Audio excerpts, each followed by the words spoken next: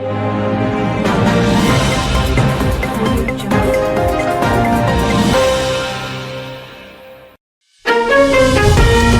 ្រសួងសុខាភិបាលក្រៅរំលឹកប្រជាពលរដ្ឋរងគ្រោះដោយទឹកជំនន់និងជំនន់ទឹកភ្លៀងត្រូវបង្កើនការប្រុងប្រយ័ត្ន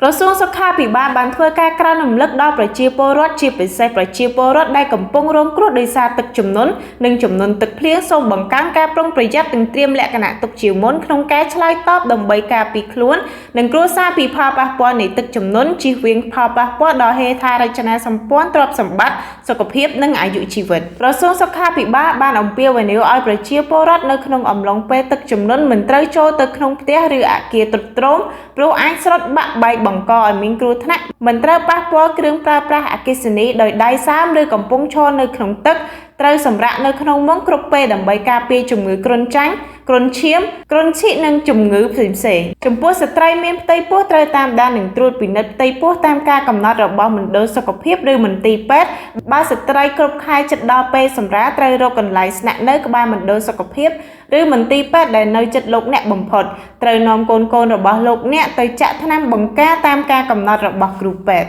ក្រសួងសុខាភិបាលក៏បានក្រើនរំលឹកថានៅពេលដែលធ្វើដំណើរដោយជិះទូកឬកាណូតនៅពេលយប់ត្រូវមានភ្លើងបំភ្លឺនិងត្រូវមានអាវពោងសុវត្ថិភាពដើម្បីការពារពេលការលិចលង់ជៀសវាងនៅគ្រោះថ្នាក់លង់ទឹកត្រូវការពារកុមារតូចៗមិនឲ្យចុះទឹកនិងបញ្យល់កុមារពីគ្រោះថ្នាក់នៃការលង់ទឹកព្រមទាំងប្រើអាវពោងសុវត្ថិភាពជាប់គ្រប់ពេលកុមារចេញពីផ្ទះត្រូវប្រុងប្រយ័ត្នគ្រោះថ្នាក់ដោយសារពស់ចឹកឬសត្វអាសិរពិសផ្សេងៗក្រសួងសុខាភិបាលបានណែនាំទៀតថាក្នុងករណីមានសមាជិកគ្រួសារសត្វអាសិរពិសតិចឬខាំត្រូវបញ្ជូនជាប្រញាប់ទៅមណ្ឌលសុខភាពឬមន្ទីរពេទ្យដែលនៅជិតលោកអ្នកបំផុតដើម្បីទទួលការព្យាបាលនិងការត្រួតពិនិត្យត្រូវទទួលទានទឹកស្អាតដោយប្រើធុងចម្រោះឬដាំទឹកឲ្យពុះត្រូវលាងសម្អាតបន្លែនិងផ្លែឈើជាមួយនឹងទឹកស្អាតចម្អិនអាហារឲ្យបានឆ្អិនល្អនិងគ្របអាហារឲ្យបានជិតល្អដើម្បីការពាររុយរោមនិងធូលីហុយចូលដើម្បីជៀសវាងនៅជំងឺផ្សេងៗដូចជាជំងឺរាគជំងឺរាគមូលពលចំណីអាហារឬជំងឺដង្ហើមស្រួលស្រាលនិងជំងឺផ្សេងទៀត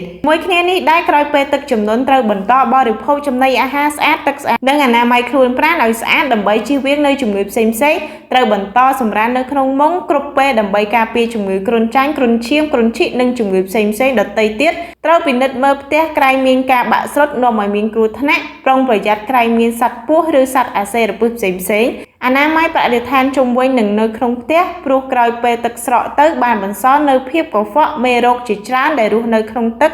ជៀសវាងនៅការដក់ទឹកជុំវិញផ្ទះនិងក្នុងផ្ទះនាំឲ្យមានដង្កូវទឹកកើតមូសខ្លានិងមូសដែកគោលដែលបង្កឲ្យមានជំងឺគ្រុនឈាមនិងគ្រុនចាញ់ដោយស្ដារនិងសម្អាតអណ្ដូងទឹកជុំវិញមុននឹងប្រើប្រាស់ព្រមទាំងជួសជុលនិងសងបង្គន់ឡើងវិញជាការបន្តបង់នៅក្នុងបង្គន់គ្រប់ពេល